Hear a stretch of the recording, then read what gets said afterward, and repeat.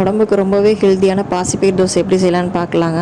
இப்போ over night 2 tumbler பாசிப்பயிறு, 1 tumbler பச்சரிசி, 1 டீஸ்பூன் வெந்தயம் போட்டு ஊற வச்சுக்கோங்க. காலையில் அதை மிக்ஸி ஜாரில் போட்டு 4 பச்சை மிளகாய், தேவையான அளவு உப்பு, 4 துண்டு இஞ்சி, 1 டீஸ்பூன் சீரகம் போட்டுக்கோங்க.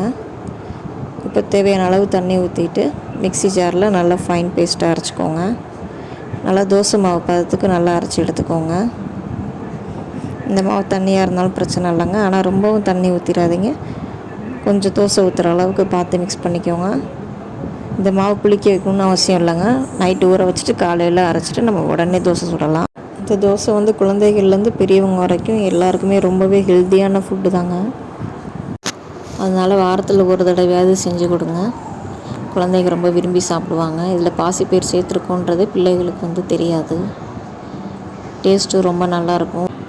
இந்த தோசைக்கு தேங்காய் சட்னி, கார சட்னி ரெண்டுமே நல்ல காம்பினேஷனாக இருக்குங்க. நான் தேங்காய் சட்னி தான் அரைச்சிருந்தேன். பசங்க ரொம்ப விரும்பி சாப்பிட்டாங்க. நீங்கள் ட்ரை பண்ணி பார்த்துட்டு எப்படி இருந்துச்சுன்னு சொல்லுங்கள்.